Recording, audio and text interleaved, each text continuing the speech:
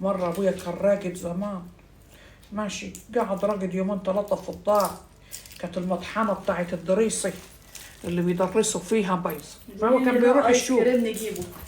نوع ايس كريم؟ هتعلمكم هي تعملوا الايس كريم ازاي؟ يعني نعلمكم الجلاطة يعني نعلمها لكم. حاضر يا ولاد. وبعدين ابويا كان اخذ اجازة من الشغل ماشي، وامي جاعت بقى واخواتي وهو كمان جاع. امي قالت له بنقول لك انت هتفضل راقد كده وفاتح فنيتك في قلب السرير، قوم يا راجل انت هات لنا حاجه نطلقوها. قال لها حاضر. راح اخد بعضه وطلع. الدنيا شتاء وريح بره وعواصف وما فيش صريخ ابن يومين. دخل العشه بتاعت الفراخ يدور على بيضه عشان خاطر نجلوها نتغمسوا بيه، ما لقاش. يبص هنا يبص هنا ما لقاش. راح الزريبه بتاعت واحد جارنا عشان يسرق بج لبن من الجاموس، الجاموسه رفصته فقعت له عينه. الجاموسه كانت واعيه زمان غير الجواميس بتاعت الواحد، كانت الجواميس حكايه. راح مروح لامي قال لها انا غلبت، ما حدش راضي يديني في النجمه هي قلبي، ما حدش راضي يديني حاجه خالص. قالت له طب وبعدين احنا لازم ناكله والا هنلم عيالي ونروح عند دار ابويا. قال لها لا، اقعدي في الفرشه وانا هنروح نتصرف. راح ابويا اخذ بعضه. انت بيقول لك التوم ده جديد ولا لا؟ لا ده قديم يا نور عيني، قديم قديم يا ولاد، ده مجرب يخلص اهو. قديم الكيلو ب 80 جنيه. الاوضه باظت من ريحه التوم. المهم يا ولاد ابويا رايح جنب الطرعه كده ويبص لقى جرموط كبير في قلب الميه والدنيا عماله تشتج وريح وعواصف، وراح جافس في قلب الميه ديب عشان يجيب الجرموط. مسك الجرموط من ليته وراح سحبه وطالع. راح عطاه لامي. امي مسكت الجرموط لقيته جرموطه عليها الدوره. امي قالت له حرام عليك، دي جرموطه تعبانه يا ولاد حايضه، ما الجراميط بتحيض يا ولاد. تعرفوا ان سمكه الجرموط دي بيجي لها البريود.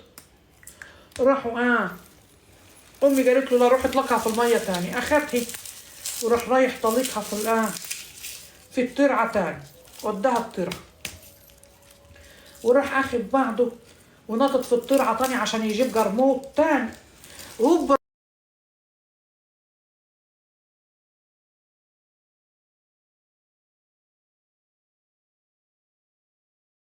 راحت مسقطه فيها الجرموط وعملت لنا شوربه. ابويا اكل شوربه السمك من هنا ورقد في الفرش، استهوى بقى زي ما تقول الدنيا شتاء وريح، فتعب جاله سخونيه ونزلت بارد، فضل يكح وعيان. امي تحط له كمادات، تحط له حكايات، تحط له الحكايه الروايه، ما فيش فايده. راحت مكلمه ستي قالت لها الحاجي ابنك بيفرفر خالص وتعبان وسخن وانا مش عارفه نعمل ايه. ستي قالت لها هتسمعي كلامي ولا نقولهولك ولا مش هتسمعي؟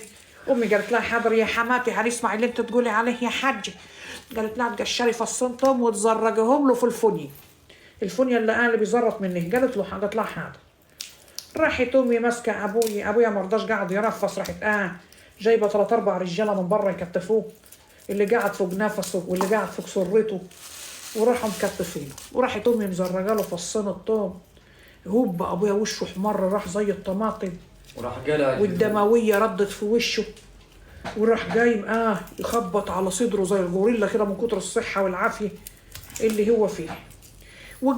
قام راح الشغل وبقى زي الفل بسبب فصوص الثوم اللي انا بنعملها دي. مش زي دلوقتي لو حد عيان وعنده برد ياخد ابر وياخد لبوس ويعمل ويخلي ويصوت وما فيش فايده، ما فيش فايده يا ولاد. الاول كانت الحاجه الطبيعيه الحلوه البهروسيه ماليه الدنيا، ما كانش حد يعوز حاجه الا ويلاقيه. خير يا ولاد، وكانت عافيه وكانت صحه وكانت الجلاليط دافيه، وكان الواحد لما يشوخه جلوط يشوخه تخن كده ده بطيخه دي ولا الجلوط. دلوقتي الناس جلتها رفيعه وضعيفه ونحيله، والله كان يشوخوا في البلاعه الجلوط يفتح عليه السفون الميه بتاعته. حد بيقول لك يعني نقوم نحشر فصين توم؟ ايوه لو عندك سخونيه جرب وادعي للخلم وبراهيس. جرب وادعي لي. جرب نار الغير هتلاقي الجلاليط بتنزل سايحه كده. هتبقى زي الفل والله.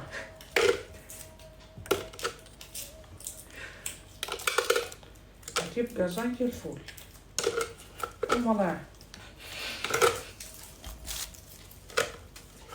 جرب نار الغير، جرب ليلك يبقى نهار، تحتك شو عيونك نار، عيونك نار.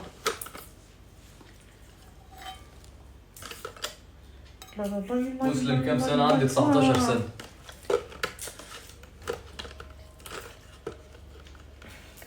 رمالت لك القلة خرا عطشان تعال، عطشان تعال والسلام الطريق ايه، فردتي لك رمشي اخطر حد بيقول عليك لك يعني ايه جلوط؟ وامشي جلوط يا حبيبي. الجلوط اللي بينزل من انا فاكره في ناس طيبة ياما ما القلب. تعرفش يعني ايه جلوط. الجلوط والله يا لاحظت ما. كده. الجلوط اللي هو بتشخيه الجلوط. طيبة القلب هي اللي بتنزل الجلوط. خلصنا الكلام. الجلوط يا ولد الخرا يعني لما ينزل زي صبع الكفته كده جامد كده، يبقى هو ده الجلوط. ده انتوا رجيجيين جو يا جدعان. جايين ايه بس عاملين نفسهم عارفين كل حاجة، بيشتغلوني. تلاقي اللي بيسأل على الجلوط دي أيوة. جلوط واكبر جلوط في العالم. بس بيلوع بقى في الكلام،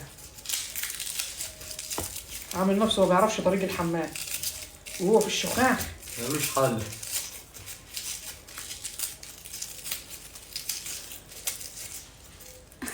يا جماعه صح ليه يا لما مسلم، محدش بناكله ما يعرفش. كنتاكي بنشخه ياما يا جدعان؟ حد أنا عارف تفسير أنا بقول للظاهره إيه، دي؟ محدش يشكك في كلامي. وبالذات ام ابراهيم ما بنطلعش من الحمام خالص ما يوم ما بتطلعش. ناكل، يوم ما ناكل كنتاكي. ليه يا جدعان كده؟ والخرا بيبقى ياما ما بيخلص، خرا لا نهائي، لا فوق نهائي كده. كل والجلوط يبقى زي واقف التليفون ده زي كده. رغاوي الصابون كده، نشخ وندخل نشخ تاني والقعده تبقى مليانه. لدرجه ان السيفون بيخلص الميه اللي فيه من كتر. متحمسين لرمضان؟ ايوه طبعا. هي كل سنه وانتم مين مش طيبين يا رب. متحمس؟ قعدت يقول لك من التتبيل. حد بيحصل معاه كده طيب؟ تلاقي في ناس بتاكل. كلوا بالهنا والشفا. انا بتسحر خلاص بقى. خلاص يا جدع. حد جاب بطني. ادعي على مرات ابويا. منها لله، منها لله، منها لله. أي مرات أب ظلمة منها لله، منها لله، منها لله. انا جوزي كده. لما ياكل كنتاكي يا لهوي. ما يطلعش من الحمام. عندها تعب في معدتها ياكل ويشبع عشان ويقول الزيوت يا سلام بتعمل ويتكي انتفاخ جري على وتسيب الحمام. البطن. ايه حقيقي.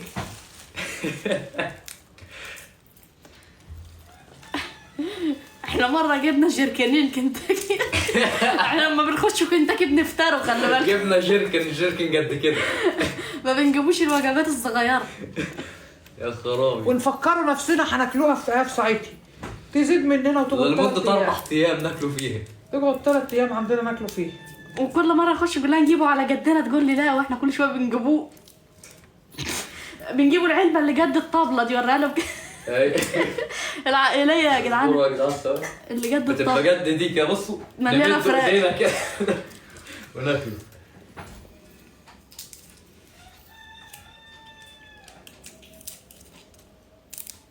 بنعيشوا اللحظة يا ولاد، نحب نشبعوا نفسينا من الحاجة.